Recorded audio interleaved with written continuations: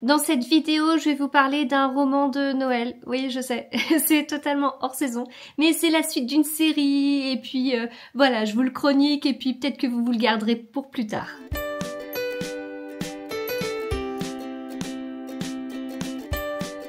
Bonjour à tous, j'espère que vous allez bien. Je vous retrouve donc aujourd'hui pour vous parler de ce livre. Ce livre, c'est Noël à la charmante librairie, avec cette couverture qui est bien chargée. Alors, bien chargée alors qu'au final, il y a un titre et un sapin, mais la police de caractère et tout, ça flash.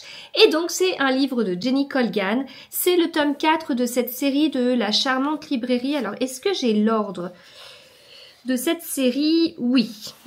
Nous avons la charmante librairie des jours heureux, la charmante librairie des flots tranquilles, la charmante librairie des amours lointaines, et donc ce tome 4, sachant que c'est une série, mais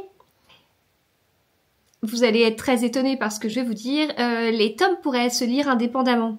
Il y a vraiment des petits clins d'œil au tome précédent, à des personnages qu'on a déjà rencontrés, mais c'est vraiment pas une suite parce que on a l'impression qu'à chaque fois qu'un tome commence, les dés sont relancés, on a des nouveaux personnages, une nouvelle histoire, etc.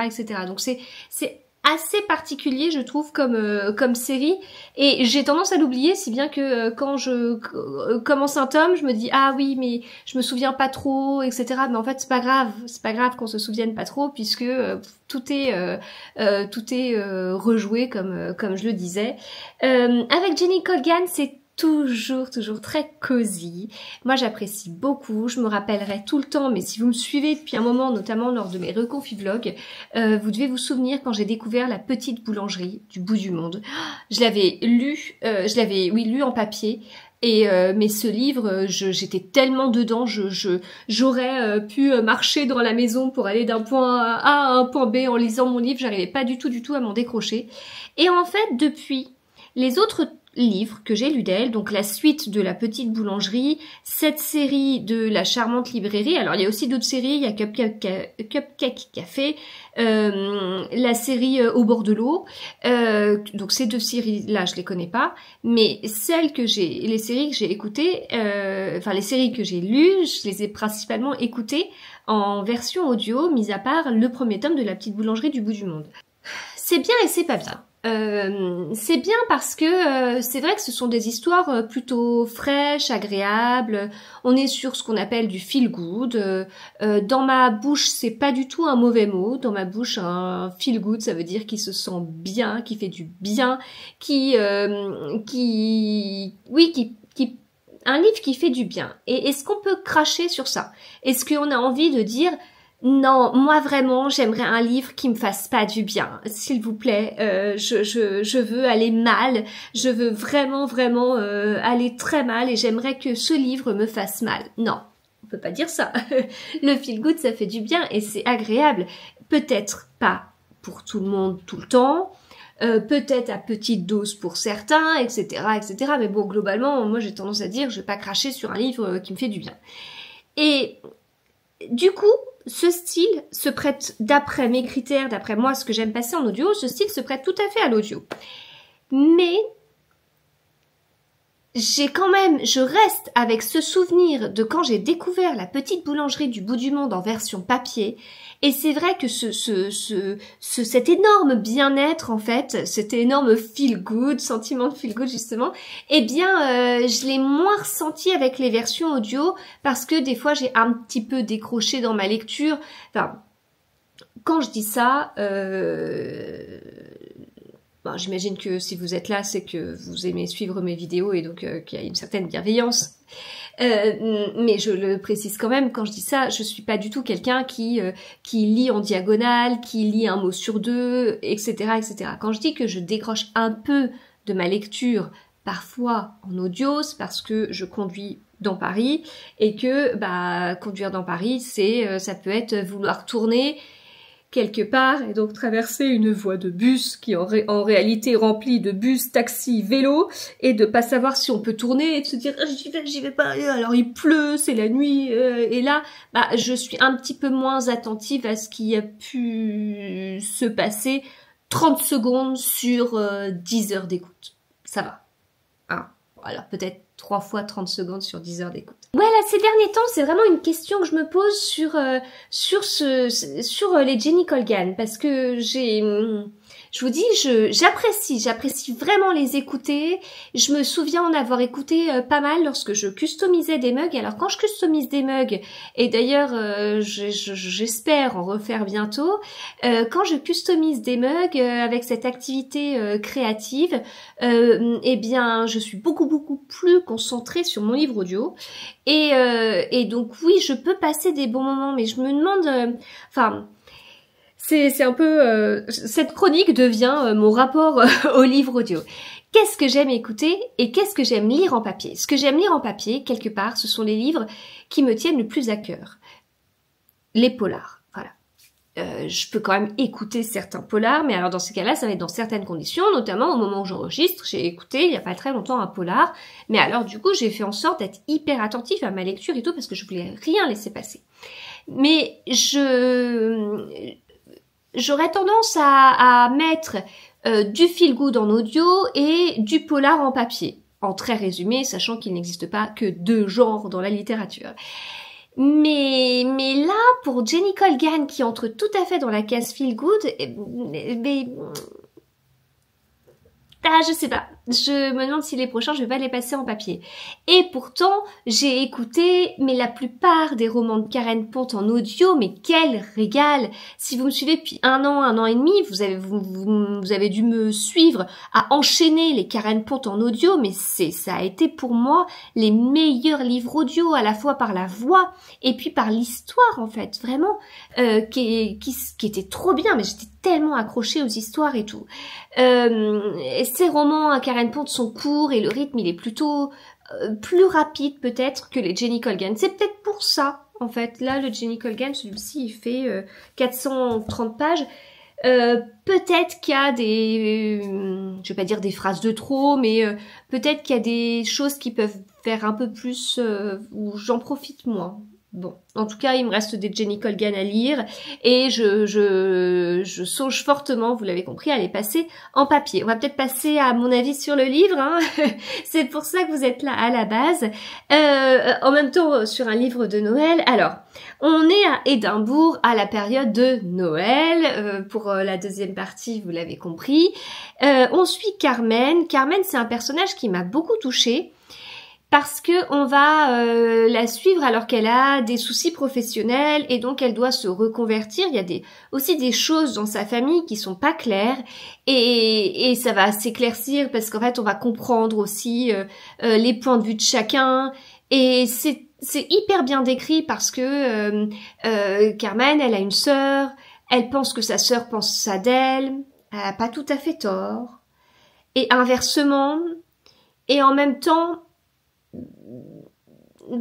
si elles pensent ça l'une de l'autre, c'est qu'elles ne se comprennent pas, ne se connaissent pas forcément.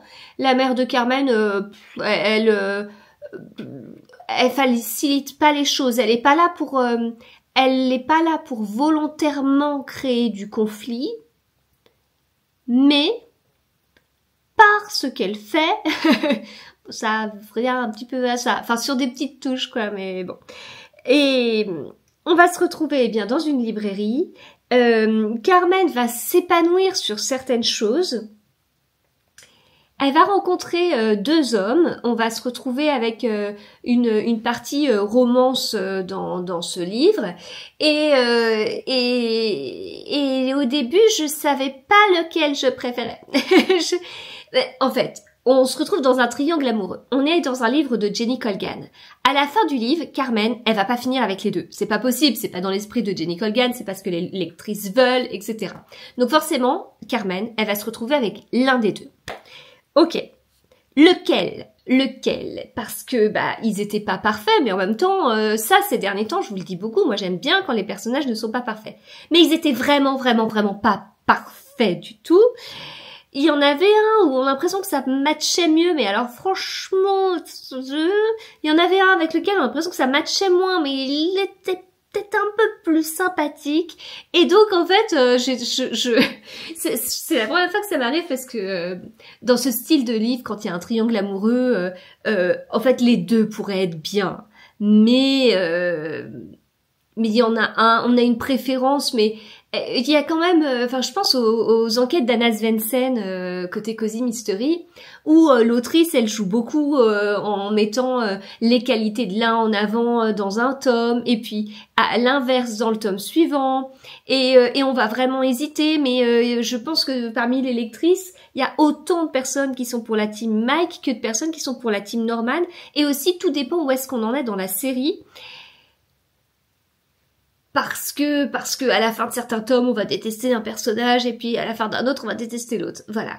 Là, j'ai pas eu ce truc, en fait. J'ai pas eu cet attachement incroyable pour les deux en me disant « Ah, j'espère que ce sera celui-là ». Là, j'étais en train de me dire « Mais alors, pauvre Carmen, elle va se débrouiller comment ?» Il y a des personnages qui sont plutôt gentils, auxquels on s'attache. Moi, j'aime bien la voix de la lectrice du livre audio, malgré ce que je vous dis, où je me pose quelques questions sur mon avenir de Jenny Colgan version audio, alors que je vais plutôt passer côté papier, mais en fait, au moment où je vous parle, j'ai sa voix en tête. Et donc, il y a des personnages qui sont sympathiques. C'est pas le cas de tous. Et on va avoir une peste de première. Et puis, les personnages de Jenny Colgan, je trouve que dans ceux que j'ai lus, on n'a pas la femme forte, sûre d'elle-même, qui va tout déchirer, qui a une vie parfaite et vraiment qui a pas de problème. En fait, à la limite, il n'y a pas de matière pour faire un livre.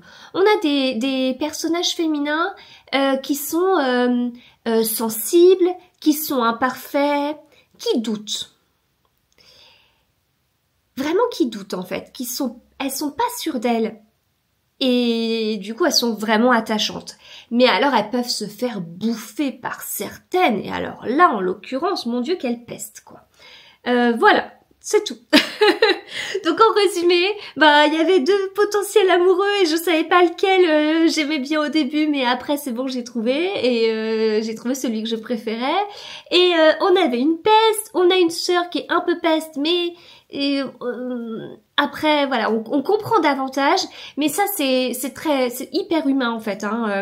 C'est pas parce qu'on dit qu'un livre est feel good que le livre il est écrit sur un coin de table en 2 jours et demi. Ou alors si c'est le cas, je suis très très admirative. Au côté psychologie des personnages, c'est quand même travailler sur ce côté parce qu'en fait le côté familial, moi j'ai trouvé hyper intéressant, vraiment. Peut-être aussi que je suis beaucoup plus sensible ces derniers temps sur cette partie-là, à laquelle jusqu'à présent je faisais pas forcément attention, mais maintenant si.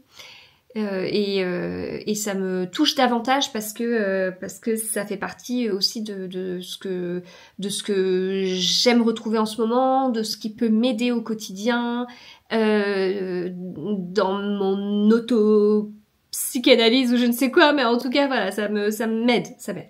Voilà, donc écoutez, c'était un tome très bien, donc forcément il y a une ambiance de Noël, je ne vous le cacherai pas, la couverture parle pour moi, mais comme on est sur des tomes d'une série, etc., écoutez, si vous en êtes là, si c'est le prochain que vous devez lire de cette série, allez-y, et puis je veux bien savoir comment vous faites en fait, est-ce que vous êtes team livre audio, est-ce que cette série vous la passez en audio, ou pas du tout, est-ce que c'est votre petit bonbon en format papier, votre petit bonbon de vacances, parce que je trouve que c'est tout à fait le style de livre qu'on a envie de lire en vacances, de tout couper, se plonger dans ce livre. Voilà, j'attends vos retours.